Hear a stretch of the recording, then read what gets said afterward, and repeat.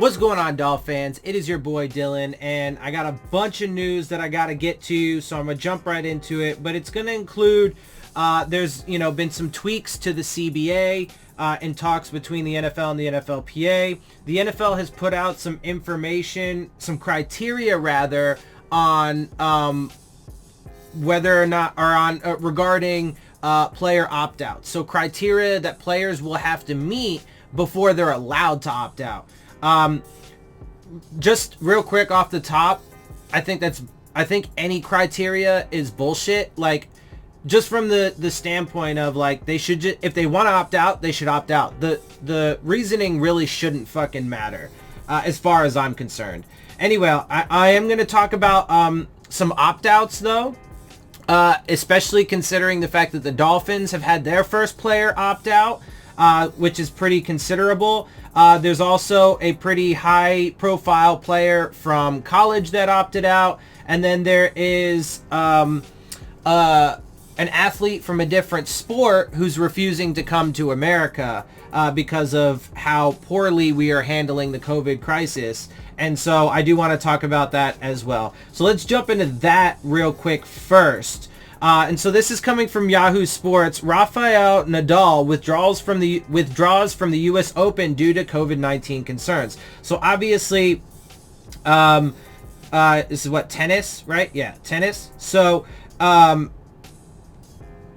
it's obviously way different sport, but it's relevant because it speaks to the state of the coronavirus pandemic in this country, that people don't want to come here. Also, additionally, I mean, there are tons of countries that have like travel bans against us now. Anyway, Rafael Nadal, the 2019 U.S. Open men's champion, won't be defending his title in 2020. Nadal announced on Tuesday that he has withdrawn from the 2020 U.S. Open, citing his concerns with COVID-19. So real quick, just to, get through just a piece of his, statement, I'm just going to give you this. After many thoughts, I've decided not to play this year's U.S. Open. The situation is very complicated worldwide. The COVID-19 cases are increasing. It looks like we still don't have control of it. We know that the reduced tennis calendar is barbaric this year after 4 months stopped with no play. I understand and thank for the efforts they are putting in to make it happen. We have just seen the announcement of Madrid not being played this year. All my respects to the USTA and the U.S. Open organizers and the ATP for trying to put the event together for the players and the fans around the world through TV. This is a decision I never wanted to take or make, but I have decided to follow my heart this time, and for the time being, I'd rather not travel. So he doesn't really get into, like, or it didn't seem like he really got into, like how bad it is here. He mentioned that it's terrible worldwide, which is true, but there are certainly places that are doing things considerably better than we are. The United States is the worst country out there.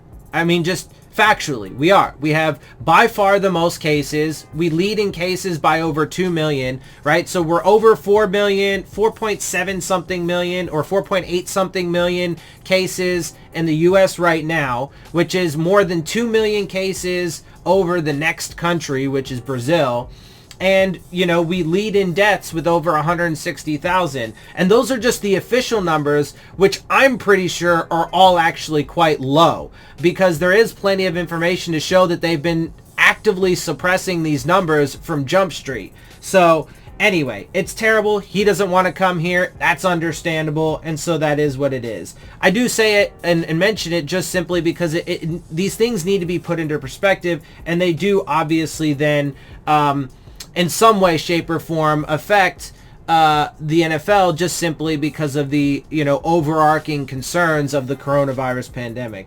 All right, let's move more local, a little bit more local, right? More to the U.S., going to college football now, because there was a pretty big name dropout for college football, right? Like, look, college football and the NFL have both been having dominoes fall every single day. More dominoes fall, more players opt out, more shit gets shut down, etc., etc. Eventually it's gonna happen, I'm telling you. But let's get to these details here. Minnesota wide receiver Rashad Bateman opts out of season, will prepare for the 2021 NFL draft. University of Minnesota wide receiver Rashad Bateman announced Tuesday he's opting out of the 2020 college football season because of the uncertainty around health and safety in the midst of the COVID-19 pandemic.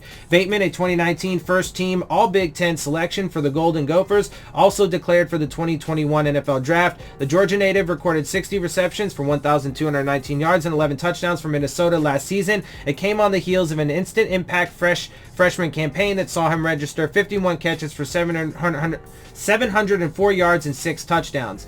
Anyway, so he's a 4-star prospect, blah, blah, blah. So the reason why I read some of this and tell you about this guy is not only because it's relevant due to the, pandemic and so on and so forth, but also because we have to take into consideration how fucked next year's draft is going to be, right? Because there's almost no way. I mean, this whole fucking college season, there's already tons of games that they're not going to play, as it stands right now.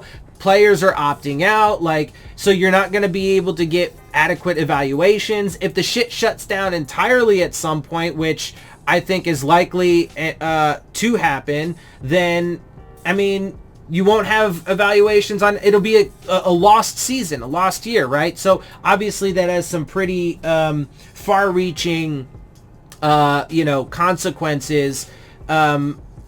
Because look, man, like I said, they should just fucking, what they should have done from the very beginning is just cut the early losses, right? So just say, fuck it, you know what, we're gonna forego this season because it's not safe. But by doing that, we are going to be playing our part and making sure that we can actually beat this thing, so that way next year we can resume as normal as possible. And then that also gives them a year, essentially, right? A year to then plan out how they are going to do next season and so on and so forth. They don't have to rush anything. They don't have to be pushing things, to the very last minute and then having to change things last second because things are super disastrous and blah, blah, blah. And the protocols they put in weren't really going to work, right?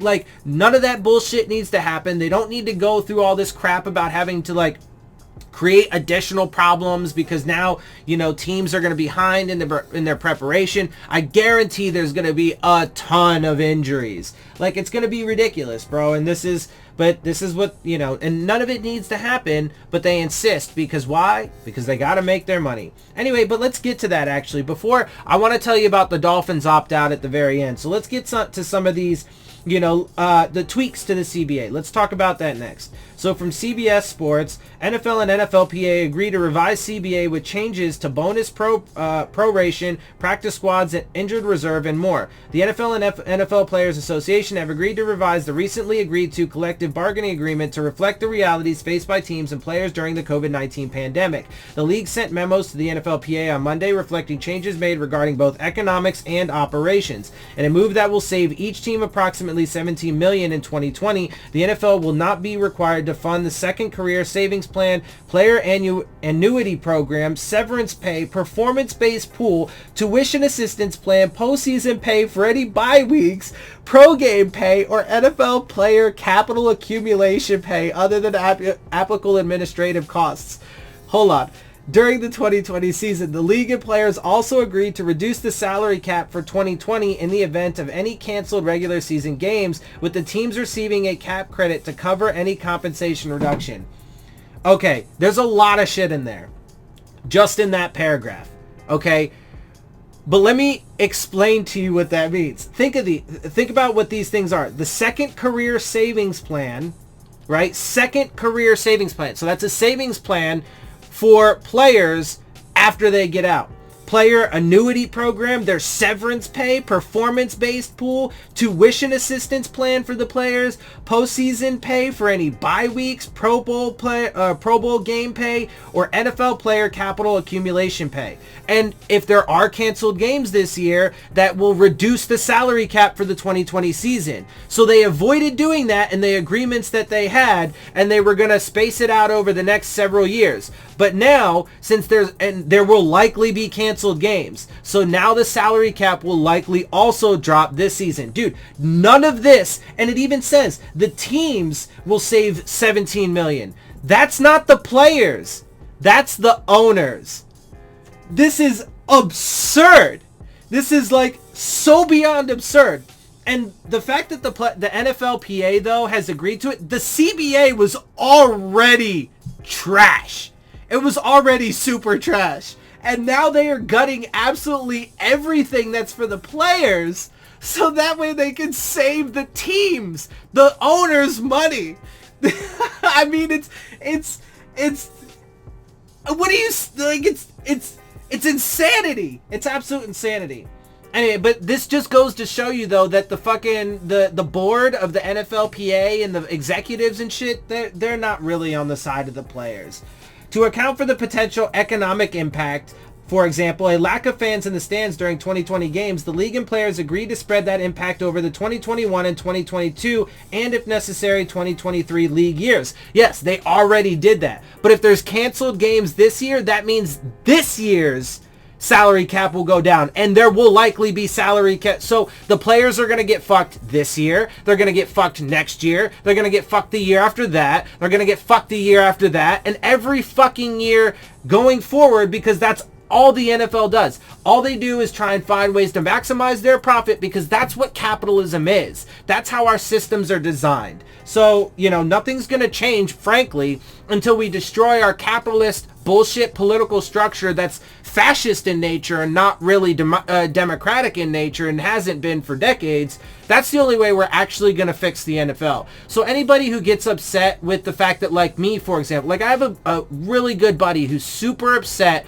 because the NFL gets so politicized. Sorry, but everything in life is political, because politics is what makes the policies and the laws and the rules and the regulations that dictate everything that affects you in life. Absolutely everything. You can try to ignore it as much as you want, but it's impossible. And then you can get pissed off at it as much as you want, but it doesn't fucking change anything. So, I mean, the anger can be good, but then you gotta direct it appropriately and take the appropriate action to fix it. Anyway, this means, so the players are just going to get fucked left and right is the summation of this. This means that the potential for a massive league-altering drop in the salary cap for the 2021 season is less likely, with teams instead likely seeing a smaller reduction or smaller increase in revenues return to usual levels after 2020 in each of the next 3 years.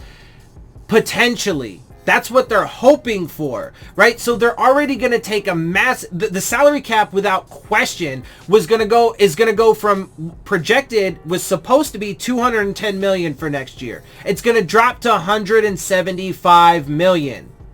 That's a massive decrease as is. Then they're saying, okay, maybe hopefully it can increase if and only if the revenues increase. In other words, if the money that's brought in that goes into the pockets of the NFL and the owners increases, then maybe we'll talk about thinking about, you know, possibly increasing the salary cap so the players can get something too. Like what? No, it's all bullshit. It's all bullshit.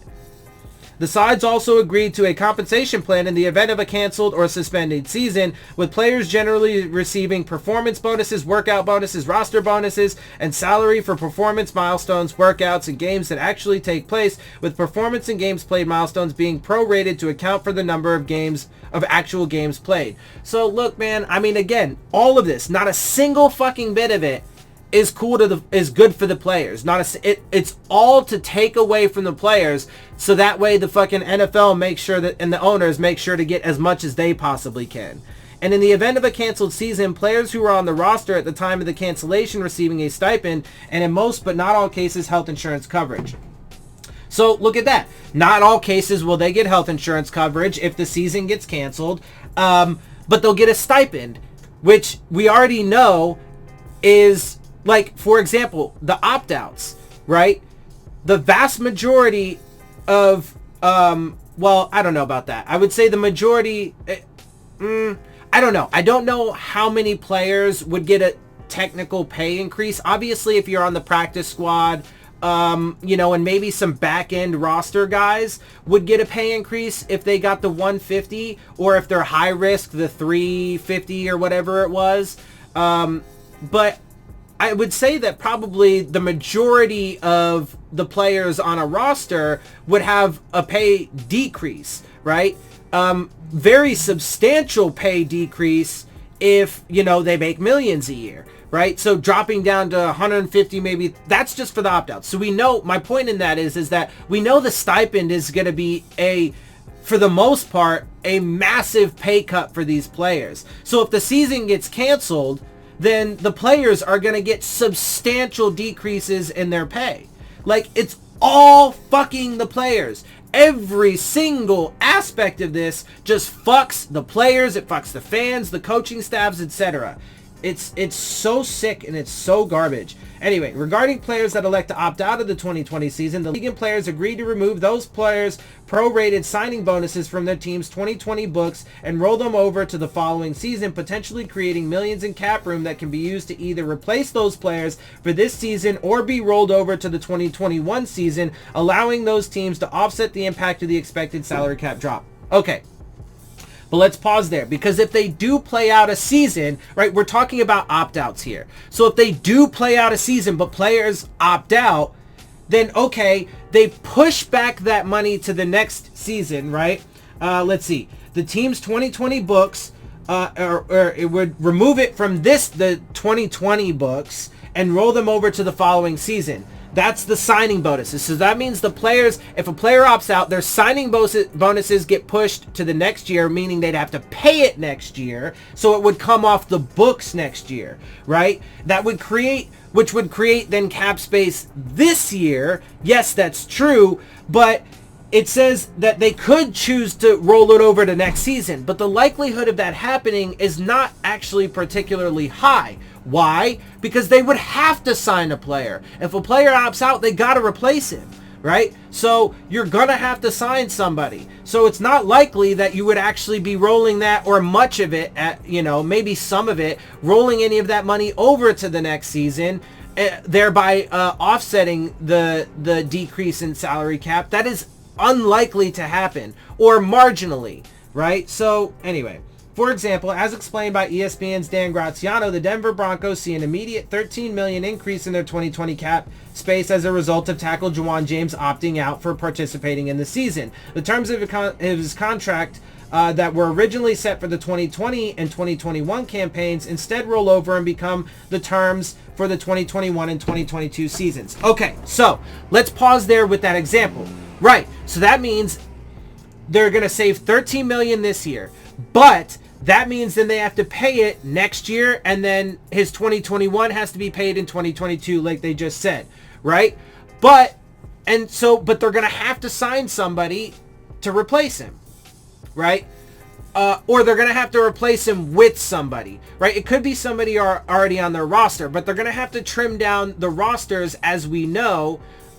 So my point is some of that money that gets freed up is going to have to be taken back up this season by a player to replace him. Now, more than likely, that player will come cheaper than what Juwan James did. Okay, so you'll eat up a portion of the cap space that you saved this year, then you'll have some left over. Theoretically, let's say you roll that over, okay, because the player you replaced him with is cheaper. But then he comes back next season, and then you have to pay him that bonus that you missed out on this season. So even that little bit that you rolled over still gets eaten up because of the fact that you have to then pay him. You still have to pay him. It just pushes it back. It's not like it gets rid of it. It just gets pushed back, that's all. So it's really not even a savings hardly at all.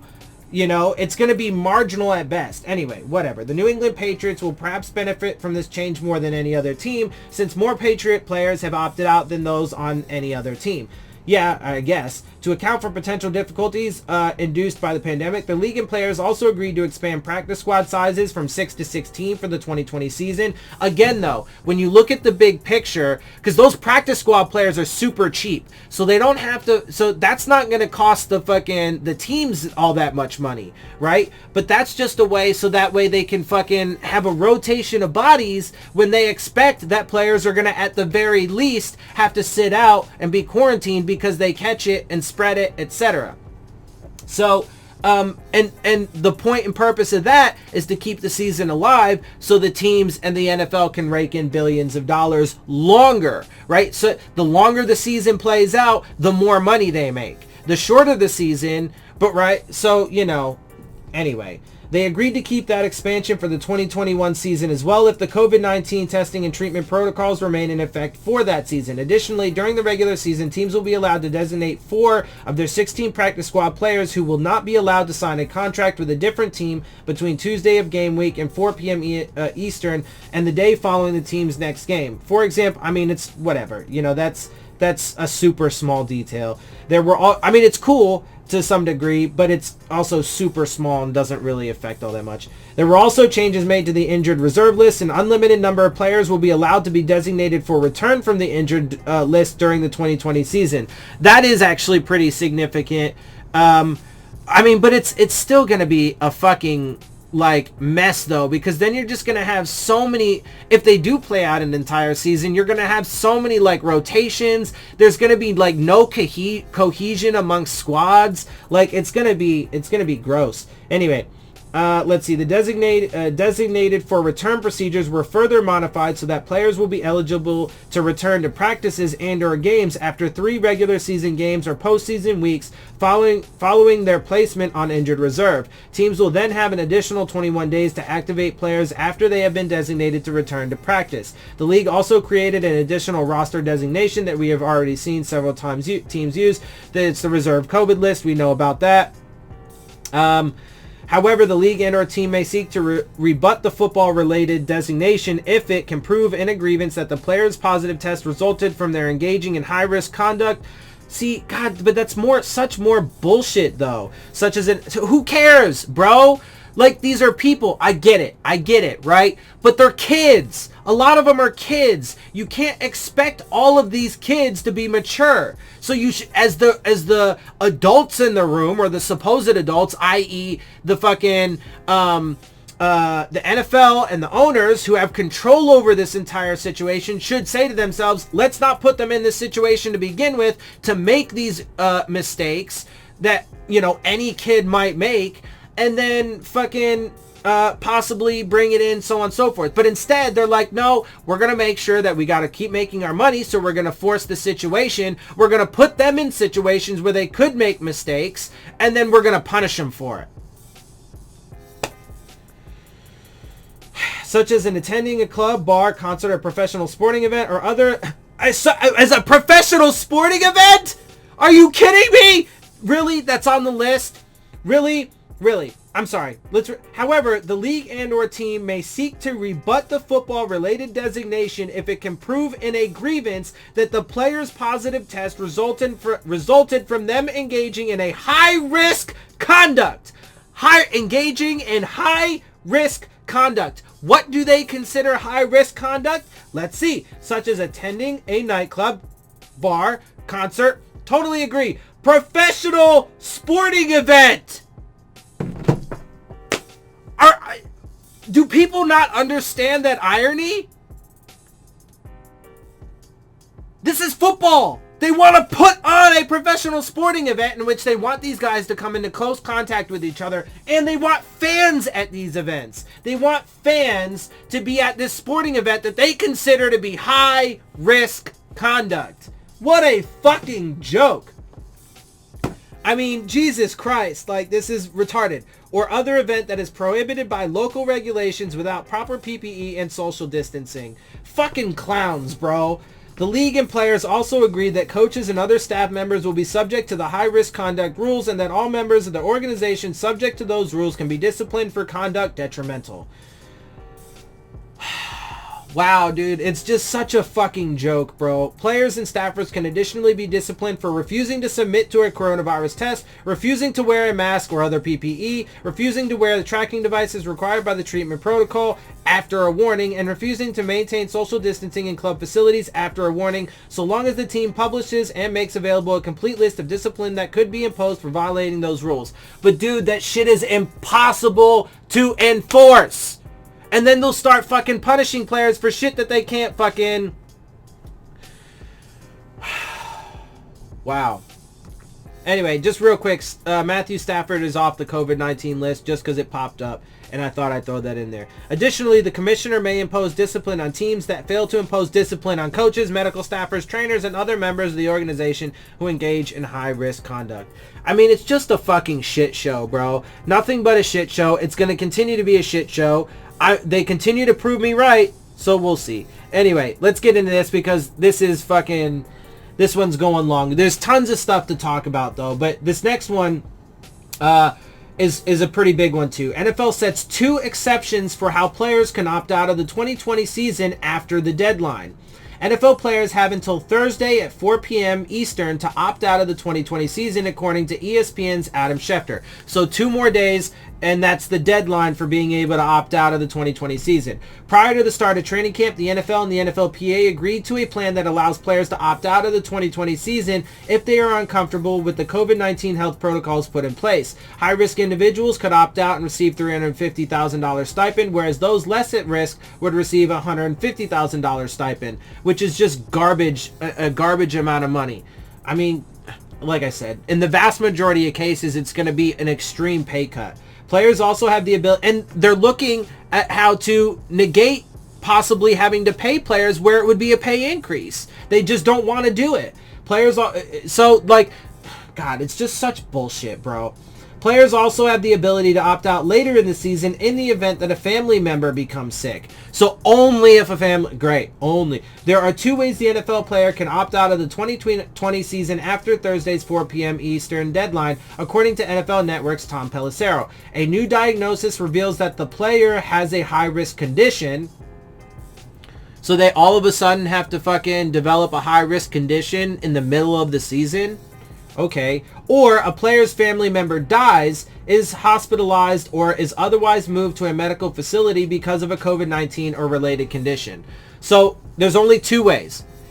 This is total fucking bullshit. There's only 2 ways. Either you have to, in the middle of the season, all of a sudden develop some kind of high risk condition, essentially is what they're saying. I mean, I suppose theoretically there are and will be plenty of players who do have high risk conditions that didn't decide to opt out already. But in other words, only if you have a high risk condition will you be able to opt out after the deadline. So everybody who develops concerns for the themselves and their family but don't have a high risk condition won't be able to opt out unless they have a family member who dies or is hospitalized or moved to a medical facility related to COVID-19. But the hospitals in this country are super overwhelmed. We're lacking in testing, lacking in PPE again. All of these things are an issue again. So their family members might not get to go to the fucking hospital, but they might have it, right? And then they might end up dying in their fucking in their home, in which case I guess then they can fucking opt out. But then it's fucking too late because their family member died and could have possibly spread it to them, etc., etc., etc. And whatever, dude. It's all fucking just a joke. As of Tuesday morning, 45 NFL players have already opted out of the 2020 season. They give you a list. No team has had more players than the Patriots. So on and so forth. Over 75 players have already been placed on the NFL's recently formed reserve COVID-19 list. This list includes players who either tested positive, blah, blah, blah. We already know that. Shortly after the start of training camp, Eagles' Doug Peterson tested positive, and we also know that.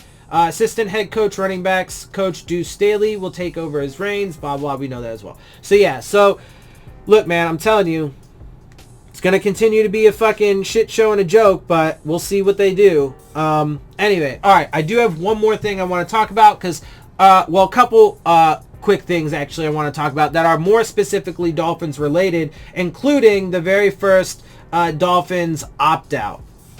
So, before I get to that, though, let me talk about the other Dolphins-related player stuff. So, I wanted to mention that Jerome Baker has come off the COVID-19 list. So that is good news. But what's really interesting to me is that Malcolm Perry was put onto the list. Okay? The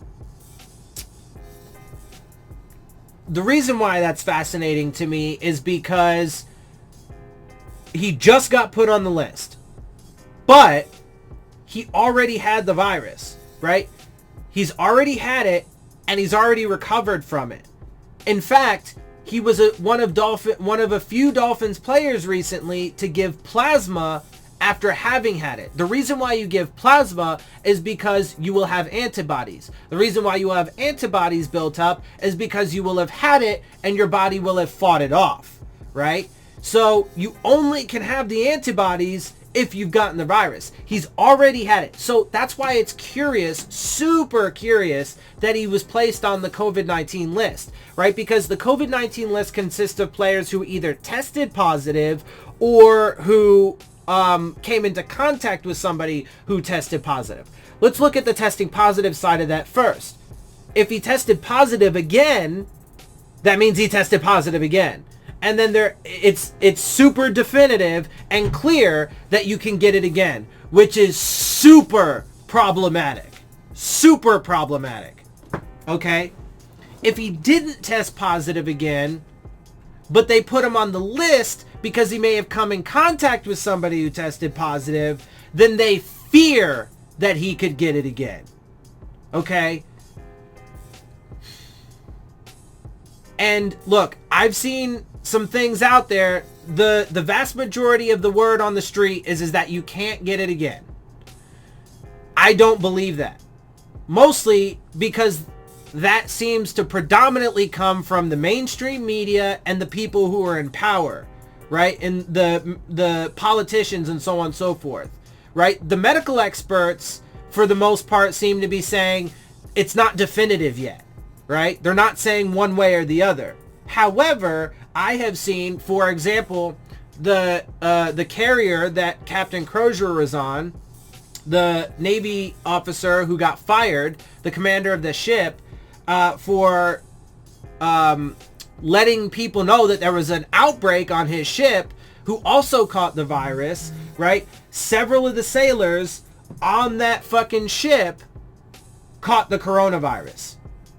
Twice. They got it, they recovered, and got it again. So I believe that you can get it again, but they apparently keep saying that, you can't. So I don't know. But again, in this situation, if he's on it because he tested positive, then he unquestionably got it twice, and that's a massive problem. But if he only came into contact with somebody, then they fear that he was put on, or that he could get it again, which is also problematic, because then it shows that they're not actually confident that you just can't get it again. And if you can get it again, then it's fucking huge and it's problematic.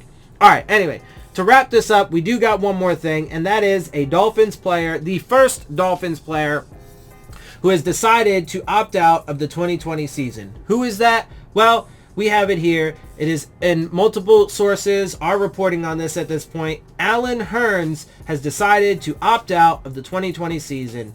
So, and this is his comment. Definitely wasn't an easy decision, but I've decided to opt out the 2020 season due to what's best for my family, and especially with a baby boy on the way. I will continue to support my team and brothers across the league wholeheartedly, and wishing them the best going forward this season.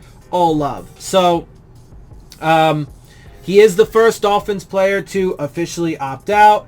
Wide receiver Allen Hurns announced his plan today in a Twitter post. He returned home to Miami when he signed a, yeah, blah, blah, blah. So, I mean, we still have a pretty, you know, I would say overall deep group, especially since Preston Williams just got cleared to practice. So we have Parker, Albert Wilson, Preston Williams, Isaiah Ford, Jakeem Grant, Gary Jennings, Matt Collins. So there's still several guys, and it's not a huge hurt to us in that way, but that's still a pretty big deal, and the Dolphins do now officially have their first opt-out. All right, that was a whole lot. I'm going to get the fuck up out of here. Had to, you know, a bunch of shit to talk about, but it is what it is. I'm going to bounce. I hope you guys appreciate my perspective. If you do, make sure you hit the subscribe button. Make sure you hit the like button. Make sure you hit the bell if you want to get the alerts. Share my channel and videos with your friends and family. Leave your questions, comments, and concerns down in the comments section. And of course, as always, make sure you follow me on Twitter at Dillon Tartaro. And with that, I'm out. I'll see you soon. Fins up.